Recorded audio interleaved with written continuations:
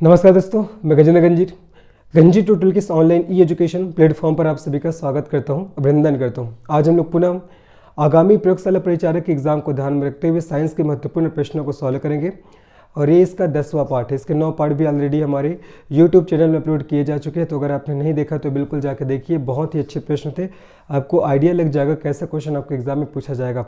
साथ ही साथ बताना चाहूँगा कि साइंस के सभी पोर्शन का, जैसे कि फिजिक्स का, केमिस्ट्री का, बायोलॉजी का, सभी के MCQ अपलोडेड है, तो अगर आपने नहीं देखा तो जाके देखिएगा। निश्चित ही आपके एग्जाम के लिए बहुत ही हेल्पफुल होगा।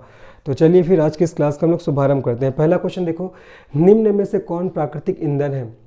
ऑप्शन दिए गए कोल गैस, कोक, टार और पेट्रोलियम। आपको बताना है कौन प्राकृतिक ईंधन है। चलिए इस क्वेश्चन को हम लोग सॉल्व करते हैं। इस क्वेश्चन का सही आंसर क्या हो जाएगा? पेट्रोलियम। क्या हो जाएगा जी? पेट्रोलियम। तो पेट्रोलियम क्या है? एक प्रकार का प्राकृतिक ईंधन है। क्या है? पेट्रोलियम एक प्रकार का प्राकृतिक ईंधन है, आपको अच्छे से याद रखना है। और पेट्रोलियम का निर्माण किससे होता है? तो पेट्रोलियम का निर्माण जमीन के अंदर दबे हुए जीवाश्मों के द्वारा होता है। पेट्रोलियम का निर्माण जमीन के अंदर दबे हुए जीवाश्मों के द्वारा, ठीक है, जीवाश्मों के द्वारा क्या होता है? पेट्रोलियम का निर्माण होता है। जबकि आपका कोक और टार, इसका निर्माण कोयले से होता है या आपका लकड़ी के भंजक आसवन से होता है। कोयले से होता है या तो आपका लकड़ी के भंजक आसवन से, कोयले से या लकड़ी के भंजक आसवन से होता है, ये आपको ध्यान रखना है। और बाकी कोल जो गैस है, कोल गैस का निर्माण तो आर्टिफिशियल तरीके से किया जाता है। आर्टिफिशियल तरीके से किया जाता है। तो क्वेश्चन पूछा गया था कि कौन प्राकृतिक ईंधन है, तब इसका आंसर हो जाएगा पेट्रोलियम। और पेट्रोलियम का निर्माण आपका जमीन के अंदर दबे हुए जीवाश्मों के द्वारा होता है। इसका सही आंसर डी ऑप्शन हो जाएगा। दूसरा क्वेश्चन, निम्नलिखित में से कौन सी जीवाश्म ईंधन है, आपको बताना है। दूसरा क्वेश्चन क्या देखो, निम्नलिखित में से कौन जीवाश्म ईंधन है? ऑप्शन है एल्कोहल, ईथर, वाटर गैस और प्राकृतिक गैस। इस क्वेश्चन का सही आंसर क्या हो जाएगा? कौन जीवाश्म ईंधन है? तो इसका आंसर हो जाएगा प्राकृतिक गैस, ठीक है। और प्राकृतिक गैस को और किस नाम से जानते हैं? प्राकृतिक गैस को नेचुरल गैस। किस नाम से जी? नेचुरल। प्राकृतिक गैस को नेचुरल गैस के नाम से भी जाना जाता है। और प्राकृतिक गैस एक प्रकार का रंगहीन गंधहीन गैस है। कैसा गैस है? रंगहीन प्लस गंधहीन गैस है। रंगहीन प्लस गंधहीन गैस है, याद रखना है। और प्राकृतिक गैस में मीथेन की मात्रा सर्वाधिक होती है। मीथेन की मात्रा लगभग, और इसमें 95% तक क्या पाया जाता है? प्राकृतिक गैस में मीथेन पाया जाता है। और थोड़े अमाउंट में इसमें आपका एथेन और प्रोपेन भी पाया जाता है। मीथेन के साथ साथ एथेन और प्रोपेन भी पाया जाता है। लेकिन प्रमुख रूप से पूछेगा कि प्राकृतिक गैस का घटक क्या है, तो आपको बताना है मीथेन। लगभग 95% मीथेन पाया जाता है किसमें? नेचुरल गैस में, प्राकृतिक गैस में, है ना। तो निम्नलिखित में से कौन जीवाश्म ईंधन है? तो इसका सही आंसर हो जाएगा आपका प्राकृतिक गैस। आगे बढ़ते हैं, नेक्स्ट प्रश्न में चलते हैं। हमारा नेक्स्ट प्रश्न क्या देखते हैं, कौन प्राकृतिक गैस का मुख्य घटक है? मीथेन, इथेन, प्रोपेन और बेंजीन। इसका भी जस्ट मैंने बताया था, इसका आंसर क्या होगा? देखो, कौन प्राकृतिक गैस का मुख्य घटक है? तो इसका सही आंसर हो जाएगा मीथेन। मीथेन एक प्रकार का आपका रंगहीन गंधहीन गैस है, ठीक है। मीथेन बोलता हूँ जी आपको। प्राकृतिक गैस एक प्रकार का रंगहीन गंधहीन गैस है, प्राकृतिक गैस, ठीक है, जिसको आपका नेचुरल गैस के नाम से भी जाना जाता है। और इसमें आपका मीथेन की मात्रा सर्वाधिक होती है, लगभग 95% इसमें मीथेन पाया जाता है। और थोड़े अमाउंट में इसमें इथेन और प्रोपेन भी पाया जाता है। लेकिन क्वेश्चन क्या है कि कौन प्राकृतिक गैस का मुख्य घटक है? तब इसका सही आंसर हो जाएगा आपका मीथेन हो जाएगा। क्या हो जाएगा? मीथेन। और प्राकृतिक गैस को इंग्लिश में और किस नाम से जानते हैं? Natural gas. किस नाम से? नेचुरल गैस के नाम से इसको जाना जाता है, ठीक है। आगे बढ़ते हैं। निम्नलिखित में से किस एक का अधिकतम ईंधन मान होता है? पूछा गया है किसका अधिकतम ईंधन मान होता है? हाइड्रोजन का, प्राकृतिक गैस का, चारकोल का या आपको गैसोलीन का? तो किसका अधिकतम ईंधन मान होता है? देखो, हाइड्रोजन का कितना होता है आपका? 150 होता है। प्राकृतिक गैस का कितना होता है जी? प्राकृतिक गैस का होता है आपका कितना? 33 से 50 के बीच में होता है, ठीक है। और चारकोल का होता है आपका 33 होता है और गैसोलीन का होता है आपका 50। तो क्वेश्चन पूछा गया है कि निम्नलिखित में से किस एक का अधिकतम ईंधन मान होता है? तो इसका सही आंसर क्या हो जाएगा आपका? हाइड्रोजन। इसीलिए हाइड्रोजन को क्या बोला जाता है? आपका भविष्य का ईंधन। ये क्वेश्चन आ सकता है कि भविष्य का ईंधन किसे कहा जाता है? भविष्य का ईंधन कहा जाता है किसको जी? हाइड्रोजन को। किसको? हाइड्रोजन को, ठीक है। हाइड्रोजन को भविष्य का ईंधन कहा जाता है, ध्यान रखना है। और इसमें बहुत ही कम परसेंट या बहुत ही कम मात्रा में इसमें क्या होता है? प्रदूषण मुक्त होता है, प्रदूषक मुक्त होता है। एक प्रकार से बोल सकते हो इसमें नहीं के बराबर प्रदूषक मुक्त होता है। केवल इसमें प्रोडक्ट के रूप में जल बस बनता है, इसीलिए इसको क्या बोला जाता है? हाइड्रोजन को भविष्य का ईंधन के नाम से जानते हैं, ठीक है। तो इसमें अधिकतम ईंधन मान किसका होगा? तो आपको हाइड्रोजन का होगा, आपको याद रखना है। आगे बढ़ते हैं, नेक्स्ट क्वेश्चन में हम लोग चलते हैं। हमारा नेक्स्ट क्वेश्चन क्या देखते हैं? ऑक्टेन संख्या गुणवत्ता का माप है। तो ऑक्टेन संख्या किसकी गुणवत्ता को मापता है? तो याद रखना जो ऑक्टेन संख्या होता है जी, ऑक्टेन संख्या, जो ऑक्टेन संख्या होता है ना, ऑक्टेन संख्या, ये आपका पेट्रोल की गुणवत्ता को, याद रखना है पेट्रोल की, ऑक्टेन संख्या पेट्रोल की गुणवत्ता को मापता है। कई बार पूछा जाने वाला क्वेश्चन है, पेट्रोल की गुणवत्ता को मापता है। जबकि जो सीटेन संख्या होता है, सीटेन संख्या, सीटेन संख्या, सीटेन संख्या क्या करता है, ये आपका डीजल की गुणवत्ता को नापता है। किसकी गुणवत्ता को? डीजल की, ठीक है।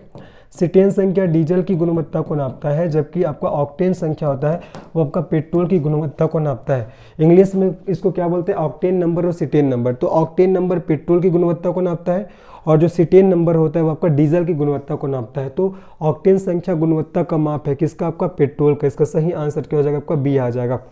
आगे बढ़ते हैं। खाना बनाने में प्रयोग की जाने वाली गैस मुख्यतः है carbon dioxide, carbon monoxide, methane या नाइट्रोजन व ऑक्सीजन गैस का मिश्रण। देखो, खाना बनाने में प्रयोग की जाने वाली गैस मुख्यतः है, ऐसा पूछा गया ना। इसका सही आंसर क्या होगा? आपका मीथेन। देखो, खाना बनाने के लिए अधिकतर किसका प्रयोग किया जाता है? आपका बायोगैस का या गोबर गैस का? किसका? बायोगैस। बायोगैस का प्रयोग किया जाता है या तो आपका गोबर गैस, ठीक है, वही इसी को आपको गोबर गैस, बायोगैस या गोबर गैस का प्रयोग किया जाता है, इसी को गोबर गैस भी बोला जाता है, ठीक है। और बायोगैस या गोबर गैस में कौन सी गैस की मात्रा अधिकतम होती है? तो आपका मीथेन गैस है। किसकी? आपका मीथेन, ठीक है। मीथेन गैस की मात्रा सर्वाधिक होती है। जो बायोगैस या गोबर गैस होता है इसमें मीथेन गैस और कार्बन डाइऑक्साइड का मिश्रण होता है, लेकिन अत्यधिक मात्रा किसकी होती है? तो मीथेन की। तो क्वेश्चन क्या पूछा गया कि खाना बनाने में प्रयोग की जाने वाली गैस मुख्यतः है, तो इसका सही आंसर क्या हो जाएगा? आपका मीथेन हो जाएगा। क्या हो जाएगा? आपका मीथेन हो जाएगा, ठीक है। आगे बढ़ते हैं, चलो नेक्स्ट प्रश्न में लोग चलते हैं। हमारा नेक्स्ट प्रश्न क्या कह रहा है, देखते हैं। बायोगैस से मुख्यतः होती है, अभी जस्ट मैंने बताया था, कार्बन डाइऑक्साइड एवं हाइड्रोजन, हाइड्रोजन एवं मीथेन, कार्बन डाइऑक्साइड एवं मीथेन और हाइड्रोजन एवं ऑक्सीजन। तो बायोगैस में मुख्यतः क्या पाया जाता है? आपका कार्बन डाइऑक्साइड एवं मीथेन पाया जाता है। क्या पाया जाता है जी? कार्बन डाइऑक्साइड एवं मीथेन, अभी जस्ट बताया था, है ना। तो बायोगैस में मुख्यतः क्या होती है? तो बायोगैस में आपका कार्बन डाइऑक्साइड एवं मीथेन होती है। फिर एक बायोगैस संयंत्र में निम्न में से कौन सी प्रक्रिया होती है? किण्वन का, हाइड्रोजनीकरण का, अपचयन का, बहुलीकरण का। तो बायोगैस संयंत्र में कौन सी अभिक्रिया होती है? तो किण्वन की अभिक्रिया होती है। और किण्वन की अभिक्रिया के दौरान आपका carbon dioxide gas, carbon dioxide gas, carbon dioxide और किसका? आपका मीथेन का निर्माण होता है। कार्बन डाइऑक्साइड प्लस मीथेन का निर्माण होता है, मीथेन का, ठीक है, मीथेन का निर्माण होता है, ये आपको याद रखना है। तो क्वेश्चन क्या है? एक बायोगैस संयंत्र में निम्न में से कौन सी प्रक्रिया होती है? तब इसका आंसर क्या हो जाएगा? आपका किण्वन हो जाएगा। क्या हो जाएगा जी? आपका किण्वन, ठीक है। आगे बढ़ते हैं, चलिए नेक्स्ट प्रश्न में चलते हैं। हमारा नेक्स्ट प्रश्न क्या कर रहा है, देखो। लिक्विड पेट्रोलियम गैस एलपीजी के मुख्य अवयव, ये भी कितने बार आपके एग्जाम में पूछा गया है। लिक्विड पेट्रोलियम गैस एलपीजी, सबसे पहले तो यहाँ आपको क्या ध्यान रखना है कि एलपीजी का फुल फॉर्म क्या होता है? तो एलपीजी का फुल फॉर्म होता है आपका लिक्विड पेट्रोलियम गैस। तो पूछा गया कि एलपीजी के मुख्य अवयव है मीथेन, इथेन और हेक्सेन, मीथेन पेंटेन और हेक्सेन, इथेन प्रोपेन और ब्यूटेन और मीथेन कार्बन मोनोऑक्साइड और हाइड्रोजन। इस क्वेश्चन का सही आंसर क्या हो जाएगा? इस क्वेश्चन का सही आंसर हो जाएगा आपका इथेन प्रोपेन और ब्यूटेन। इथेन प्रोपेन और ब्यूटेन ये होता है आपका किस में? एलपीजी में, ठीक है। देखो, ये वन लाइनर क्वेश्चन है, आपको सीधे याद करना है। तो आपका एलपीजी का फुल फॉर्म होता है लिक्विड पेट्रोलियम गैस, और इसमें मुख्य अवयव क्या क्या पाया जाता है? आपका इथेन, प्रोपेन और आपका ब्यूटेन हो जाएगा, ठीक है। आगे बढ़ते हैं। इंडेन गैस एक एलपीजी मिश्रण होता है। अभी मैंने बताया कि एलपीजी का फुल फॉर्म क्या होता है? आपका लिक्विड पेट्रोलियम गैस। तो पूछा गया है इंडेन गैस एक एलपीजी किसका मिश्रण है? ब्यूटेन एवं हाइड्रोजन का, ब्यूटेन एवं ऑक्सीजन का, मीथेन एवं ऑक्सीजन का और ब्यूटेन एवं प्रोपेन का। तो आपका इंडेन गैस जो कि एक एलपीजी है वो किसका मिश्रण होता है? ये आपका ब्यूटेन एवं प्रोपेन का। किसका जी? ब्यूटेन एवं प्रोपेन का मिश्रण होता है, ये आपको अच्छे से याद रखना है। वन लाइनर क्वेश्चन है, सीधे ही आपको इसको याद करना है। आज की इस क्लास में हम लोग अधिकतर वन लाइनर क्वेश्चन ही देखेंगे जो आपके एग्जाम को दृष्टिकोण से बहुत ही इंपॉर्टेंट है। इवन ये सब आपको सीजीपीएससी, सीजी व्यापम के एग्जाम में भी पूछा गया जी, है ना। तो आपके प्रयोगशाला परिचालक एग्जाम में आने की बहुत ज़्यादा पॉसिबिलिटी है। तो इंडेन गैस एक मिश्रण किसका है? तो आपका ब्यूटेन का और प्रोपेन का। और एलपीजी का फुल फॉर्म क्या होता है? आपका लिक्विड पेट्रोलियम गैस। क्या होता है? Liquid petroleum gas. आप लोग को मेरे साथ साथ जो वन लाइनर क्वेश्चन है इसको तुरंत के तुरंत याद करते चलना है। निम्न में से असत्य जोड़ी की पहचान कीजिए। आपको असत्य जोड़ी की पहचान करना है। देखो, सीएनजी, सीएनजी का फुल फॉर्म होता है कंप्रेस्ड नेचुरल गैस। ये भी क्वेश्चन में आता है। जैसे एलपीजी का लिक्विड पेट्रोलियम गैस होता है, वैसे सीएनजी का कंप्रेस्ड नेचुरल गैस होता है। तो सीएनजी में मीथेन और इथेन होता है, तो पहला बिल्कुल सही ध्यान रखो। सीएनजी में क्या होता है? आपका मीथेन और इथेन होता है, बिल्कुल सही है। एलपीजी अभी जस्ट हमने सॉल्व किया था, लिक्विड पेट्रोलियम गैस। तो एलपीजी में आपका ब्यूटेन और प्रोपेन होता है, ये भी बिल्कुल सही है। और कोल गैस, कोल गैस में हाइड्रोजन, मीथेन, कार्बन मोनोऑक्साइड होता है कोल गैस में। तो ये भी हमारा बिल्कुल सही है कि हाइड्रोजन, मीथेन और कार्बन मोनोऑक्साइड किस में होता है? कोल गैस में होता है। लेकिन वाटर गैस में बोला गया है कार्बन डाइऑक्साइड और हाइड्रोजन। याद रखना, वाटर गैस में आपका कार्बन डाइऑक्साइड नहीं होता, कार्बन मोनोऑक्साइड होता है। क्या होता है जी? आपका carbon monoxide. Carbon monoxide, carbon monoxide और क्या होता है आपका हाइड्रोजन होता है, कार्बन मोनोऑक्साइड और हाइड्रोजन होता है, जबकि आपस क्या लिखा गया है कार्बन ऑक्साइड और हाइड्रोजन लिखा गया है। तो ये चौथा वाला जो हमारा जोड़ा है ये क्या हो जाएगा हमारा गलत हो जाएगा, ठीक है, ये चौथा वाला जोड़ा क्या हो जाएगा गलत हो जाएगा। बाकी पहला दूसरा और तीसरा सही है। सीएनजी ये किसका मिश्रण होता है मीथेन और इथेन का, एलपीजी आपका ब्यूटेन और प्रोपेन का, और कोल गैस आपका हाइड्रोजन मीथेन कार्बन मोनोऑक्साइड का, और आपका वाटर गैस किसका होता है तो कार्बन मोनोऑक्साइड और हाइड्रोजन का, ठीक है, ऐसे लिखते हैं CO+H2 CO+H2 ऐसा, ठीक है, याद रखना है। तो इसका सही आंसर क्या हो जाएगा आपका डी ऑप्शन, डी ऑप्शन क्या आपका असत्य है। आगे बढ़ते हैं, नेक्स्ट क्वेश्चन में लोग चलते हैं। हमारा नेक्स्ट क्वेश्चन क्या है देखते हैं। सिलेंडरों में भरकर खाना पकाने वाली गैस की आपूर्ति किस रूप में की जाती है, तरल रूप में, ठोस रूप में, गैस रूप में या घोल में। तो देखो सभी के घर तो सिलेंडर का प्रयोग किया जाता है, तो आप लोग को पता होगा कि सिलेंडरों में भरकर खाना पकाने वाली गैस की आपूर्ति किस रूप में की जाती है। तो देखो यहाँ पास गैस लिखा है, इसका मतलब गैस आपको आंसर नहीं लगा देना है। इसका आंसर क्या आएगा, इसका आंसर क्या आएगा आपका जी आपका तरल आएगा, क्या आएगा तरल, ठीक है। देखो ये आपका छोटा सा क्वेश्चन है, लेकिन अगर दिमाग नहीं लगाओगे तो फिर आंसर गलत हो जाएगा। तो सिलेंडरों में भरकर खाना पकाने वाली गैस की आपूर्ति किस रूप में की जाती है तो तरल रूप में की जाती है, याद रखना है। हम लोग को ऐसा नहीं करना कि गैस का प्रयोग करते हैं तो गैस का प्रयोग गैस रूप में होता हो, ऐसा करके नहीं। तो सिलेंडरों में भरकर खाना पकाने वाली गैस की आपूर्ति है आपको ये तरल के रूप में की जाती है, ना कि गैस के रूप में। सीएनजी क्या, अभी जस्ट मैंने बताया था सीएनजी का फुल फॉर्म क्या होता है आपका कंप्रेस्ड नेचुरल गैस, क्या होता है कंप्रेस्ड नेचुरल गैस, ठीक है। सीएनजी का फुल फॉर्म क्या होता है जी आपका compressed natural gas, compressed natural gas, संपीड़ित प्राकृतिक गैस। इसका अगर हिंदी में नाम देखेंगे तो क्या हो जाएगा संपीड़ित प्राकृतिक गैस हो जाएगा, ठीक है। तो सीएनजी कंप्रेस्ड नेचुरल गैस जिसका फुल फॉर्म होता है, और हिंदी में क्या बोलते हैं इसको संपीड़ित प्राकृतिक गैस बोलते हैं। तो इसका सही आंसर क्या हो जाएगा ए ऑप्शन हो जाएगा। आगे बढ़ते हैं, नेक्स्ट क्वेश्चन में लोग चलते हैं। हमारा नेक्स्ट क्वेश्चन क्या देखते हैं। गैसोहॉल क्या होता है, एथिल अल्कोहल प्लस पेट्रोल, प्राकृतिक gas plus ethyl alcohol, alcohol में विलायित आपका कोई गैस, और एथिल अल्कोहल प्लस मिट्टी का तेल। बताना है गैसोहॉल क्या होता है, ये भी क्वेश्चन बार बार पूछा गया है। तो गैसोहॉल क्या होता है, ये आपका एथिल अल्कोहल और पेट्रोल का मिश्रण होता है। किसका, एथिल अल्कोहल और किसका जी पेट्रोल का।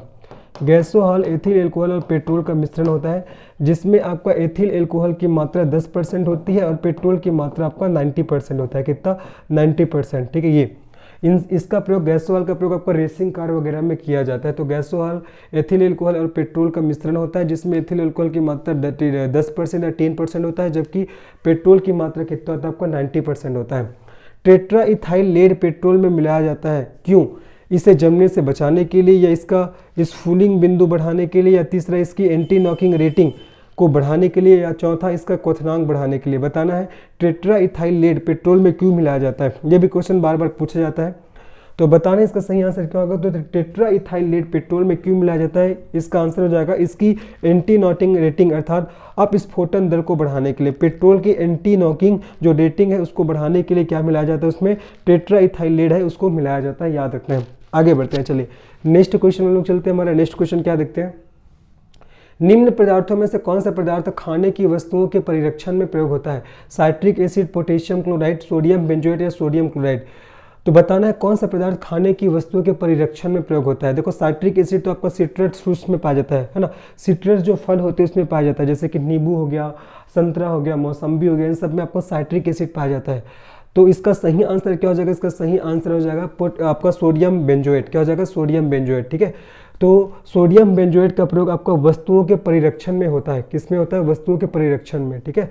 तो निम्न पदार्थों में से कौन से पदार्थ खाने की वस्तुओं के परिरक्षण में प्रयोग होता है, इसका आंसर क्या हो जाएगा आपका सोडियम बेंजोएट हो जाएगा।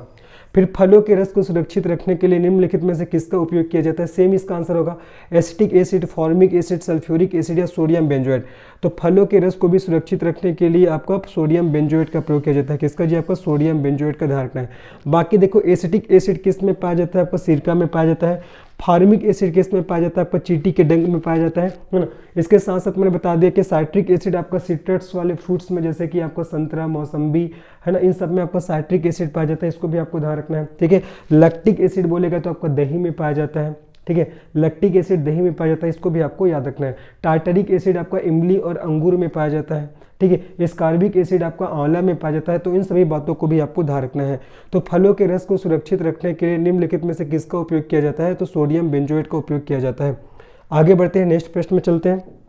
देखिए, निम्नलिखित में से कौन सा सामान्य प्रशीतक है जिसको घरेलू प्रशित्रों में प्रयुक्त किया जाता है? नियान, ऑक्सीजन, फ्रियान, उपयुक्त में से कोई नहीं। तो बताना है कौन सा सामान्य प्रशीतक है जिसको घरेलू प्रशित्रों में प्रयोग किया जाता है। इसका सही आंसर क्या हो जाएगा? इसका सही आंसर हो जाएगा आपका फ्रियान। क्या हो जाएगा? फ्रियान। ठीक है, आप लोग ने पढ़ा भी होगा, इसका आंसर क्या हो जाएगा आपका? फ्रियान हो जाएगा। तो चलो आगे बढ़ते हैं। शहद का प्रमुख घटक क्या है? सुक्रोज, ग्लूकोज, फ्रक्टोज या माल्टोज? तो याद रखना, शहद का प्रमुख घटक क्या हो जाएगा आपका? फ्रक्टोज हो जाएगा। क्या हो जाएगा आपका? फ्रक्टोज। वन लाइनर क्वेश्चन है, सीधा याद रखना है। और फ्रक्टोज को और किस नाम से जानते हैं? जो आपका फ्रूट शुगर। ठीक है, इसको आपका फ्रूट शुगर के नाम से भी जानते हैं। ठीक है, फ्रक्टोज को और किस नाम से जाना जाता है? आपका फ्रूट शुगर के नाम से जाना जाता है। और यही शहद का क्या होता है? आपका प्रमुख घटक होता है। आगे बढ़ते हैं, नेक्स्ट प्रश्न में चलते हैं। आज की इस क्लास में आप लोग को वन लाइनर क्वेश्चन ज़्यादा दिखेंगे और बहुत बार पूछे गए सब क्वेश्चन, बहुत इंपॉर्टेंट है। एस्पिरिन क्या है? प्रतिजैविक है, एंटीपायरेटिक है, समक है या उपयुक्त में से कोई नहीं? तो आपको बताना है एस्पिरिन क्या है। तो एस्पिरिन क्या है? एक प्रकार का एंटीपायरेटिक है। क्या है आपका? एंटीपायरेटिक। ठीक है, ज्वर के उपचार में, याद रखना, ज्वर के उपचार में इसको दिया जाता है। ज्वर के उपचार में इसको दिया जाता है। ज्वर के उपचार में इसे दिया जाता है, इसे दिया जाता है। इसे आपका सैलिसिलिक एसिड है ना, इसे आपका सैलिसिलिक एसिड भी कहा जाता है। तो एस्पिरिन एक प्रकार का एंटीपायरेटिक है जिसको ज्वर के उपचार में दिया जाता है और इसे सैलिसिलिक एसिड के नाम से भी जानते हैं। किस नाम से जानते हैं? Salicylic acid. तो एस्पिरिन क्या है? एंटीपायरेटिक है, ज्वर के उपचार में इसे दिया जाता है और इसे आपका सैलिसिलिक एसिड के नाम से भी जाना जाता है। निम्नलिखित यौगिकों में से कौन सा एक शांतिकारक औषधि के रूप में प्रयुक्त होता है? Potassium bromide, calcium chloride, ethyl alcohol और फास्फोरस ट्राइक्लोराइड? तो इसका सही आंसर क्या हो जाएगा? कौन सा यौगिक है एक शांतिकारक औषधि के रूप में प्रयुक्त होता है? तो पोटेशियम ब्रोमाइड। किसका प्रयोग होता है? पोटेशियम ब्रोमाइड है ना, पोटेशियम ब्रोमाइड है, इसका प्रयोग आपका शांतिकारक औषधि के रूप में किया जाता है। साथ ही साथ इसका प्रयोग आपका मिर्गी, ठीक है, मिर्गी के इलाज के लिए भी किसका? आपका पोटेशियम ब्रोमाइड का प्रयोग किया जाता है। इसका सही आंसर क्या हो जाएगा? Potassium bromide. ये दोनों क्वेश्चन कई बार पूछा गया जी आपके एग्जाम में। देखो, एस्पिरिन क्या है? एक एंटीपायरेटिक है, ज्वर के उपचार में इसे दिया जाता है और इसे ही आपका सैलिसिलिक एसिड के नाम से भी जानते हैं। बाकी उसके बाद देखिए हम लोग कि निम्नलिखित यौगिकों में से कौन सा एक शांतिकारक औषधि के रूप में प्रयुक्त होता है? तो पोटेशियम ब्रोमाइड। इसको आपका मिर्गी के इलाज के लिए इसको दिया जाता है, आपको अच्छे से याद रखना है। ठीक है, आगे बढ़ते चले। नेक्स्ट क्वेश्चन हमारा क्या है? नेक्स्ट क्वेश्चन में चलते हैं। देखो, निम्नांकित में से कौन सा रक्त के हीमोग्लोबिन के साथ अनुत्क्रमणीय संश्लिष्ट बनाता है? कार्बन डाइऑक्साइड, शुद्ध नाइट्रोजन गैस, कार्बन मोनोऑक्साइड और आपको कार्बन डाइऑक्साइड और हीलियम का मिश्रण? तो बताना है कौन सा रक्त के हीमोग्लोबिन के साथ अनुत्क्रमणीय संश्लिष्ट बनाता है। इसका सही आंसर क्या हो जाएगा? Carbon monoxide. ये जो आपको कार्बन मोनोऑक्साइड होता है, कार्बन मोनोऑक्साइड है, ये आपका हीमोग्लोबिन से मिलकर, अब ये हीमोग्लोबिन क्या होता है? तो हीमोग्लोबिन आपका ब्लड में पाया जाने वाला प्रोटीन है। हमारे ब्लड में कौन सा प्रोटीन पाया जाता है? हीमोग्लोबिन नामक प्रोटीन पाया जाता है। हमारे हड्डी में कौन सा प्रोटीन पाया जाता है जी? ओसिन नामक प्रोटीन पाया जाता है, ये भी ध्यान रखना है। हमारे त्वचा में, हमारे बालों में कौन सा प्रोटीन पाया जाता है? तो आपका केरेटिन नामक प्रोटीन पाया जाता है। हमारे मसल्स में, मांसपेशी में कौन सा प्रोटीन पाया जाता है? तो ये भी आपको ध्यान रखना है। एक्टिन, मायोसिन और मायोग्लोबिन। एक्टिन पाया जाता है, आपका मायोसिन पाया जाता है और क्या पाया जाता है? मायोग्लोबिन। एक्टिन, मायोसिन और मायोग्लोबिन ये सब किसमें पाया जाता है? हमारे मसल्स में अर्थात मांसपेशी में पाया जाता है। ठीक है, तो यहाँ पास क्या बोला गया है कि निम्नांकित में से कौन सा रक्त की हीमोग्लोबिन के साथ अनुत्क्रमणीय संश्लिष्ट बनाता है? तो मैंने क्या बोला, इसका आंसर आ गया कार्बन मोनोऑक्साइड। और कार्बन मोनोऑक्साइड हीमोग्लोबिन के साथ मिलकर क्या बना लेता है? आपका कार्बोक्सी हीमोग्लोबिन का निर्माण कर लेता है। किसका? आपका कार्बोक्सी। ठीक है, कार्बोक्सी, याद रखना जी, कार्बोक्सी हीमोग्लोबिन का निर्माण कर लेता है। और हीमोग्लोबिन क्या है? तो मैंने बताया कि ब्लड में मिलने वाला प्रोटीन है। तो जो कार्बन मोनोऑक्साइड है आपका हीमोग्लोबिन से मिलकर कार्बोक्सी हीमोग्लोबिन का निर्माण करता है, जिससे रक्त क्या हो जाता है? आपका गाढ़ा हो जाता है, रक्त गाढ़ा हो जाता है। और गाढ़ा हो जाने के कारण क्या होता है? ये पूरे बॉडी में अच्छे से फ्लो नहीं कर पाता। कई बार इसी कारण व्यक्ति की मृत्यु भी हो जाती है। ठीक है, तो इसका सही आंसर क्या हो जाएगा? आपका कार्बन मोनोऑक्साइड। क्या हो जाएगा? Carbon monoxide. तो जब आपका कार्बन मोनोऑक्साइड है वो आपका ब्लड के साथ मिलेगा तो ब्लड में पाया जाता है आपका हीमोग्लोबिन नामक प्रोटीन। तो हीमोग्लोबिन नामक प्रोटीन उससे जुड़कर कार्बोक्सी हीमोग्लोबिन का निर्माण कर लेता है ना। और वो क्या कर देता है? फिर ब्लड को एकदम गाढ़ा कर देता है। गाढ़ा करेगा तो पूरे हमारे बॉडी में ब्लड का सर्कुलेशन नहीं हो पाएगा, जिससे व्यक्ति की मृत्यु तक हो सकती है। आगे बढ़ते हैं, चलो नेक्स्ट क्वेश्चन में चलते हैं। हमारा नेक्स्ट क्वेश्चन क्या देखते हैं? दूध उदाहरण है। दूध किसका उदाहरण है? विलियन का, फेन का, इमल्सन का या वायु विलय का? तो इसका सही आंसर क्या होगा? दूध किसका उदाहरण है? तो दूध एक आपका इमल्सन का, या जिसको हिंदी में हम लोग बोलते हैं पायस। तो दूध किसका उदाहरण है? एक आपका पायस का उदाहरण है, या इसी को हम लोग क्या बोलते हैं? इमल्सन। पायस या इमल्सन का उदाहरण निर्धारक रखना है। अगर आपसे कल के डेट में ऐसा क्वेश्चन पूछ दिया कि दूध में कौन सा आपका प्रोटीन पाया जाता है, तो दूध में आपका कैसिन नामक प्रोटीन पाया जाता है। अगर आपसे पूछ दिया कल के डेट में एग्जाम में कि दूध में कौन सा कार्बोहाइड्रेट पाया जाता है, तो दूध में कौन सा कार्बोहाइड्रेट पाया जाता है? आपका लैक्टोज। ये दोनों इंपॉर्टेंट है ना। दूध में कैसिन नामक प्रोटीन पाया जाता है और दूध में कौन सा कार्बोहाइड्रेट पाया जाता है? तो आपका लैक्टोज। और दूध किसका उदाहरण है? तो एक इमल्सन का अर्थात पायस का उदाहरण है। आपको अच्छे से याद रखना है। देखो वन लाइनर क्वेश्चन है, सीधे ही आपको याद करना है। खुले में कुछ देर तक रखा दूध खट्टा हो जाता है, क्यों? कार्बोनिक अम्ल के कारण, लैक्टिक अम्ल के कारण, साइट्रिक अम्ल के कारण, या एसिटिक अम्ल के कारण। इसका सही आंसर क्या हो जाएगा आपका? लैक्टिक अम्ल के कारण। ठीक है, खुले में कुछ देर रखा दूध क्या हो जाता है आपका? खट्टा हो जाता है। क्यों? क्योंकि किसके कारण होता है? लैक्टिक अम्ल के कारण होता है। ओके, और लैक्टिक अम्ल किस में पाया जाता है? आपका दही में। किस में पाया जाता है? दही में। ये भी आपको ध्यान रखना है। लैक्टिक अम्ल आपका दही में पाया जाता है। साइट्रिक अम्ल किस में पाया जाता है? आपका सिट्रस फ्रूट में, है ना।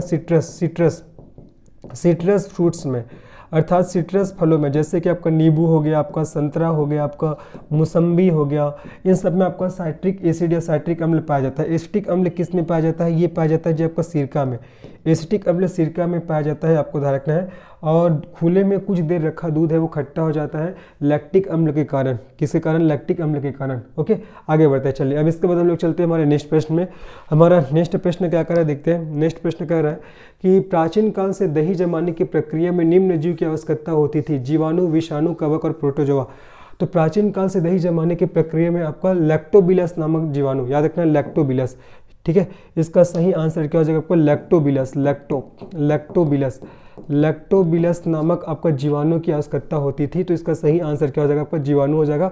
और अभी जैसे मैंने बताया कि आपका दही में कौन सा एसिड पाया जाता है, तो दही में आपका लैक्टिक एसिड पाया जाता है। ये आपको याद रखना है। उसके बाद कार्बनिक खाद्य हमारे लिए बेहतर माने जाते हैं क्योंकि वे रुचिकर स्वाद हेतु रसायनों पर निर्भर होते हैं, खरीदने में महंगे होते हैं, पर्यावरणीय प्रदूषकों से मुक्त रखे जाने हेतु ग्लास हाउस में उगाए जाते हैं और बिना कृत्रिम खाद्य एवं कीटनाशकों के उपयोग के उगाए जाते हैं। तो बताना जो कार्बनिक खाद्य होते हैं हमारे लिए किस प्रकार से बेहतर होते हैं। सीधा समझ में आ रहा है पढ़ने से, इसका आंसर क्या होगा? बिना कृत्रिम खाद्यों एवं कीटनाशकों के उपयोग के लिए उगाए जाते हैं। ठीक है, उपयोग लिए उगाए जाते हैं। तो इसका सही आंसर क्या होगा? डी हो जाएगा। तो कार्बनिक खाद्य हमारे लिए बेहतर माने जाते हैं, क्यों? क्योंकि आपका ये जो बिना कृत्रिम खाद्यों एवं कीटनाशकों के उपयोग किए उगाए जाते हैं, जो हमारे स्वास्थ्य के लिए बहुत ही अच्छा होता है। ठीक है, तो इसका सही आंसर डी हो जाएगा। आगे बढ़ते हैं, नेक्स्ट प्रश्न में चलते हैं। हमारा नेक्स्ट प्रश्न क्या कर रहा है? आपका तत्व जो उर्वरक में नहीं पाया जाता है वह है नत्रजन, हाइड्रोजन, क्लोरीन और फास्फोरस। आपको बताने कि कौन सा तत्व है आपका उर्वरक में नहीं पाया जाता। नत्रजन नहीं पाया जाता, कि हाइड्रोजन नहीं पाया जाता, कि क्लोरीन नहीं पाया जाता, कि फास्फोरस। तो याद रखना कि कौन सा जो तत्व है वो उर्वरक में नहीं पाया जाता। तो इसका सही आंसर हो जाएगा आपका हाइड्रोजन।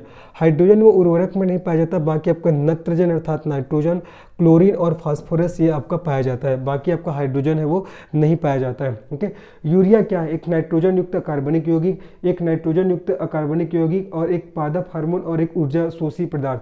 तो यूरिया क्या होता है? याद रखना, एक नाइट्रोजन युक्त कार्बनिक यौगिक होता है। क्या होता है?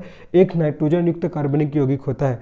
उर्वरक के रूप में इसका प्रयोग किया जाता है। और यूरिया होता क्या है? तो ये आपका एक नाइट्रोजन युक्त कार्बनिक यौगिक होता है, याद रखना है, बहुत इंपॉर्टेंट है। आगे बढ़ते हैं, नेक्स्ट क्वेश्चन में चलते हैं। देखो, जिस रूप में पौधे नाइट्रोजन प्राप्त करते हैं वह, ये क्वेश्चन भी आपको कई बार पूछा गया। जिस रूप में पौधे नाइट्रोजन प्राप्त करते हैं वह नाइट्रिक ऑक्साइड, नाइट्रेट, अमोनिया और नाइट्रेट। बताना है कि कौन से रूप में पौधे नाइट्रोजन को प्राप्त करते हैं। तब इसका सही आंसर क्या हो जाएगा? नाइट्रेट। ये भी एग्जाम में कई बार पूछा गया, जी सीधा वन लाइनर क्वेश्चन है।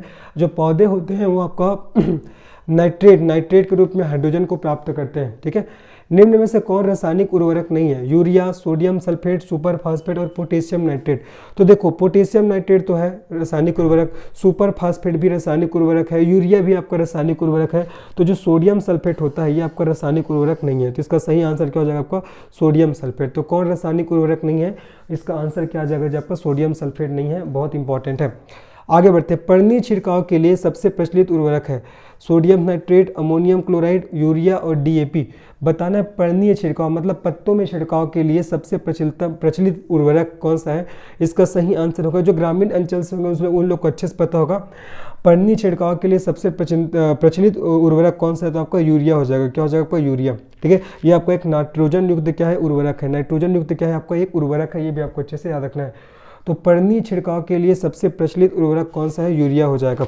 आगे बढ़ते हैं, नेक्स्ट प्रश्न में चलते हैं। देखो जी आज के मैक्सिमम क्वेश्चन आपका वन लाइनर है, आपको चीज़ों को तुरंत की तुरंत याद ही करना है और बहुत इंपॉर्टेंट भी है, वन लाइनर है साथ ही साथ इंपॉर्टेंट भी है। देखो निम्न में से कौन सा सही सुमेलित नहीं है, नीलहरी शैवाल धान, राइजोबियम लेग्यूमिनी सेरम मटर, एजोटोबैक्टर गेहूं और अजोला मक्का। तो देखो इसमें आपका नाइट्रोजन स्थिरीकारक के नाम भी दिया गया है। तो आपका धान के फसल में नीलहरी शैवाल स्थिरीकरण का कार्य करता है, तो पहला वाला बिल्कुल सही है। नाइट्रोजन स्थिरीकरण का कार्य धान के फसल में नीलहरी शैवाल करता है, बिल्कुल सही है। मटर के फसल में राइजोबियम लेग्यूमिनेसी सेरम ये करता है, ये भी बिल्कुल सही है। गेहूं के जो फसल है उसमें नाइट्रोजन स्थिरीकरण का कार्य एजोटोबैक्टर करता है, ये भी सही है। लेकिन जो आपका मक्का के फसल में नाइट्रोजन स्थिरीकरण का कार्य अजोला नहीं करता है, तो इसीलिए क्या हो जाएगा आपको ये गलत हो जाएगा। ये हमारा CGPSC का पूछा जाने वाला क्वेश्चन है, ठीक है।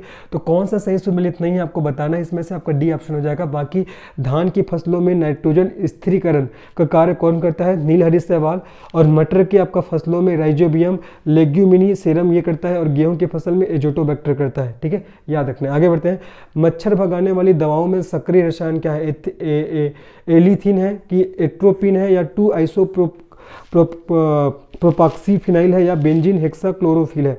बताना है मच्छर भगाने वाली दवा में सक्रिय रसायन क्या है जिसका प्रयोग किया जाता है, तो इसका आंसर हो जाएगा आपका एलिथिन। क्या हो जाएगा जी, एलिथिन। और ये एक प्रकार से इसका प्रयोग आपका किस में होता है, कीटनाशी में। इसका प्रयोग आपका कीटनाशी में होता है, कीटनाशी के रूप में इसका प्रयोग किया जाता है, याद रखना है। और मच्छर भगाने वाले दवाई बनाने में भी इसका प्रयोग किया जाता है, किसका आपका एलिथिन का, किसका एलिथिन का। चलो आगे बढ़ते हैं हम लोग, नेक्स्ट प्रश्न में चलते हैं। हमारा नेक्स्ट प्रश्न क्या देखते हैं, अग्निशामक में कौन सी गैस काम आती है, कार्बन डाइऑक्साइड, हाइड्रोजन, ऑक्सीजन या सल्फर डाइऑक्साइड। तो जो अग्निशामक जो यंत्र होते हैं उसमें कौन सी गैस को भरा जाता है, तो आप सभी को पता होगा CO2 को, किसको, CO2 को, है ना। आपको आग को बुझाने के लिए CO2 का प्रयोग करते हैं, और अग्निशामक यंत्रों में भी कौन सी गैस को भरी जाती है, तो आपको कार्बन डाइऑक्साइड को। तो इसका सही आंसर क्या हो जाएगा, कार्बन डाइऑक्साइड हो जाएगा। आगे बढ़ते हैं, निम्नलिखित में से किस यौगिक का उपयोग अग्निरोधक कपड़ा बनाने में किया जाता है। सब वन लाइन में क्वेश्चन है ना, एकदम अच्छे से याद रखना है। निम्नलिखित में से किस यौगिक का उपयोग अग्निरोधक कपड़ा बनाने में किया जाता है, तब इसका सही आंसर क्या हो जाएगा, इसका सही आंसर हो जाएगा जब आपका एल्यूमिनियम सल्फेट। जो एल्यूमिनियम सल्फेट होता है इसका उपयोग किसके लिए किया जाता है, आपका अग्निरोधक कपड़ा बनाने में। किसमें, अग्निरोधक, बहुत इंपॉर्टेंट है इसका उपयोग आपका अग्निरोधक कपड़ा बनाने में इसका प्रयोग किया जाता है, किसका, आपका एल्यूमिनियम सल्फेट का, ठीक है। आगे बढ़ते हैं, चलिए नेक्स्ट क्वेश्चन में चलते हैं। हमारा नेक्स्ट क्वेश्चन क्या देखते हैं, नेक्स्ट क्वेश्चन में देखते हैं हम लोग, निम्नलिखित में से किस यौगिक का उपयोग अग्निरोधक कपड़ा बनाने में, तो ये हो गया हमारा। आगे बढ़ते हैं, नेक्स्ट प्रश्न क्या हमारा, नेक्स्ट प्रश्न है, चूहे मारने का जहर किस रासायनिक पदार्थ से बनता है। जबरदस्त क्वेश्चन, ये भी कई बार पूछा गया है। इथाइल एल्कोहल से, मिथाइल आइसोसाइनेट से, या पोटेशियम साइनेट से, या इथाइल आइसोसाइनेट से। तो पूछा गया चूहे मारने का जहर है किस रासायनिक पदार्थ से बनता है, इसका सही आंसर हो जाएगा पोटेशियम साइनेट से। किससे, आपका पोटेशियम साइनेट। ये भी कई बार पूछा जाने वाला क्वेश्चन है, ठीक है। आगे बढ़ते हैं, निम्नलिखित में से कौन सा एक शाकनाशक का उदाहरण है, sodium chlorate, potassium permanganate, bleaching powder, या उपयुक्त में से कोई नहीं। तो आपका शाकनाशी के रूप में या खरपतवारों को मारने के लिए किसका प्रयोग किया जाता है, आपका सोडियम क्लोरेट का। किसका जी, आपका सोडियम क्लोरेट। ये दोनों को तुरंत याद करिए, पूछा गया क्वेश्चन है।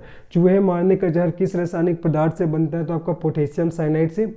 और निम्नलिखित में से कौन सा एक शाकनाशक का उदाहरण है, तो इस ऑप्शन के हिसाब से देखिए तो सोडियम क्लोरेट, इसका प्रयोग आपका खरपतवारों को मारने के लिए किया जाता है, ये आपको अच्छे से याद रखना है जी, ठीक है। आगे बढ़ते हैं, नेक्स्ट प्रश्न में लोग आगे बढ़ते हैं। हमारा नेक्स्ट प्रश्न क्या देखते हैं, समस्थानिक C14 किससे संबंध है, कैंसर के निदान से, पृथ्वी की आयु निर्धारण से, फॉजिल की आयु निर्धारण से, और अनुरेखन तकनीक से। इसको आप लोग हिस्ट्री में भी पढ़े होंगे, किसमें, हिस्ट्री में भी, है ना। तो आपका समस्थानिक C14 है ना, समस्थानिक C14 है, ये किससे संबंधित है, तो इसका संबंध किससे, आपका फॉजिल अर्थात जीवाश्म की आयु निर्धारण से। किससे, जीवाश्म के आयु निर्धारण से, आयु निर्धारण से, जीवाश्म की आयु निर्धारण से। इसमें आपका कैसे जीवाश्म का आयु निर्धारण किया जाता है, इसमें जीवाश्म का आयु निर्धारण करने के लिए कार्बन के जो आपका समस्थानिक है उसका प्रयोग किया जाता है। तो क्वेश्चन क्या है, समस्थानिक C14 का संबंध किससे है, तो फॉसिल जीवाश्म के आयु निर्धारण से इसका सही आंसर हो जाएगा। आगे बढ़ते हैं नेक्स्ट प्रश्न में। कार्बन डेटिंग का प्रयोग करके किसकी उम्र निर्धारित करने के लिए किया जाता है, अब भी जस्ट बताया। इसी को आपको C14 पद्धति को कार्बन डेटिंग पद्धति के नाम से भी जानते हैं। तो कार्बन डेटिंग का प्रयोग किसकी उम्र निर्धारित करने के लिए किया जाता है, तो आपको बताना है फॉसिल्स की। किसकी, आपका फॉसिल्स, ठीक है। जीवाश्मों की जो आपका उम्र है उसको निर्धारित करने के लिए कार्बन डेटिंग या C14 समस्थानिक पद्धति का प्रयोग किया जाता है। तो इसका आंसर क्या हो जाएगा, आपका सी हो जाएगा। आपने इसको हिस्ट्री में ही पढ़ा होगा, इंडियन हिस्ट्री में, ठीक है। चलो आगे बढ़ते हैं, नेक्स्ट क्वेश्चन में चलते हैं।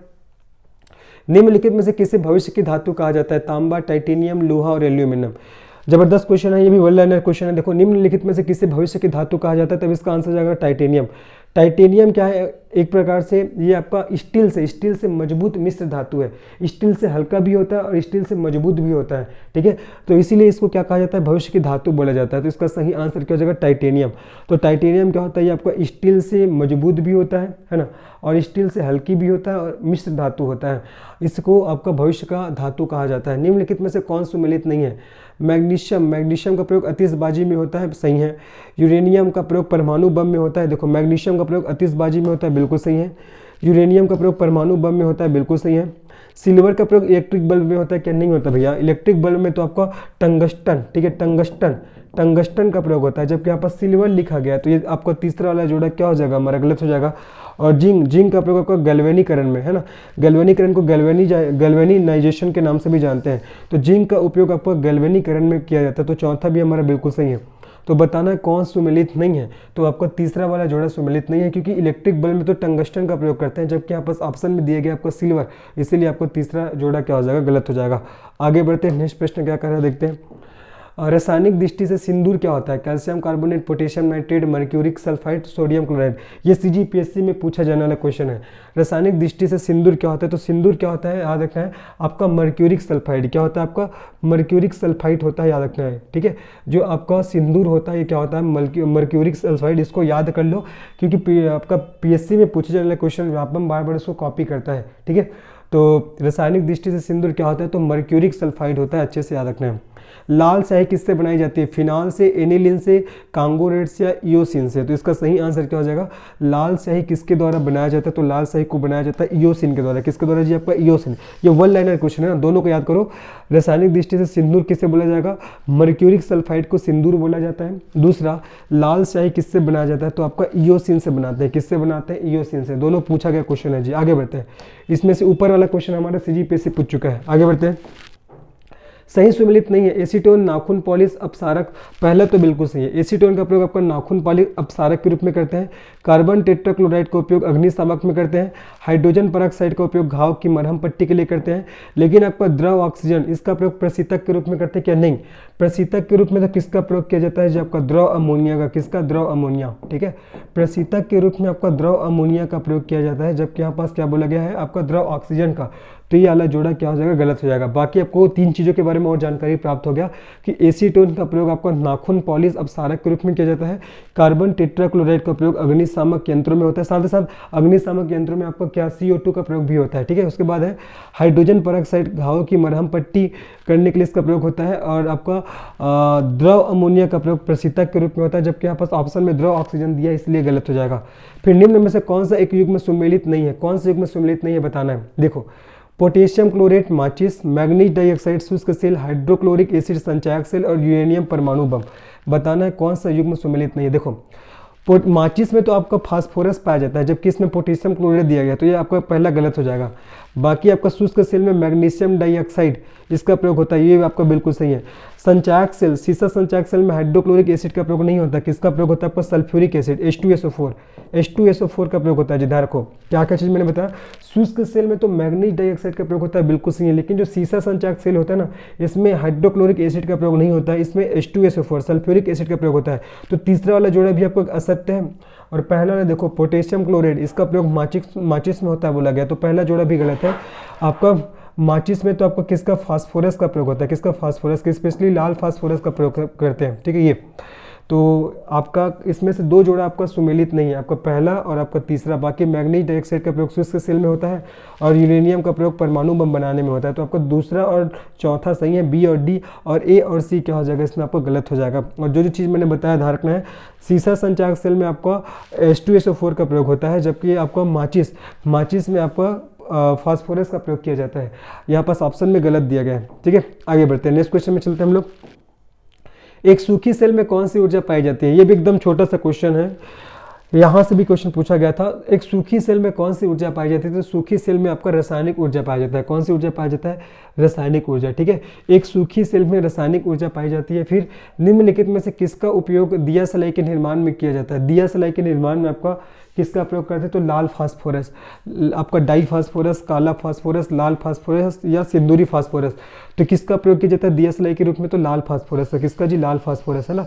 लाल फास्फोरस का प्रयोग आपका दिया सलाई के रूप में किया जाता है। फिर निम्नलिखित तत्वों में से कौन जब वायु तथा अंधेरे में रखा जाता है तब स्वतः दीप्त हो उठता है, मतलब चमक उठता है, ऐसा बोला गया है। निम्नलिखित तत्वों में से कौन जब वायु तथा अंधेरे में रखा जाता है तो स्वतः दीप्त हो जाता है? लाल फास्फोरस, श्वेत फास्फोरस, सिंदूरी फास्फोरस और बैंगनी फास्फोरस। आपको बताना है, देखो यहाँ पास क्या दिया सलाई के निर्माण में कौन से फास्फोरस का उपयोग करेंगे? तो लाल फास्फोरस का। लेकिन पूछा गया नीचे क्वेश्चन में निम्नलिखित तत्वों में से कौन जब वायु तथा अंधेरे में रखा जाता है तो स्वतः दीप्त हो जाता है? तब इसका सही आंसर क्या हो जाएगा आपका? श्वेत फास्फोरस। क्या हो जाएगा जी आपका? श्वेत फास्फोरस। ठीक है, जो श्वेत फास्फोरस होता है वो आपको वायु और अंधेरे में जब उसको रखते हैं तो स्वतः ही आपका चमक उड़ता है, दीप्त हो जाता है, याद रखना है। आगे बढ़ते हैं, नेक्स्ट प्रश्न में चलते हैं। भोपाल गैस त्रासदी कब हुआ था? 2 से 3 दिसंबर 1984, 2 से 3 नवंबर 1984, 2 से 3 दिसंबर 1985 और 2 से 3 नवंबर 1985। जबरदस्त क्वेश्चन, ये भी CGPSC का क्वेश्चन है। तो भोपाल गैस त्रासदी कब हुआ था आपका? 2 से 3 दिसंबर 1984 को। ठीक है, और ये भोपाल में हुआ था। भोपाल में कंपनी का नाम है, याद रखना, यूनियन कार्बाइड कंपनी है ना। उस कंपनी का आपको नाम याद रखना है, यूनियन कार्बाइड। भोपाल में कंपनी का नाम याद रखना है, यूनियन कार्बाइड कंपनी में। यूनियन कार्बाइड कंपनी की एक संयंत्र से मिथाइल आइसोसाइनेट,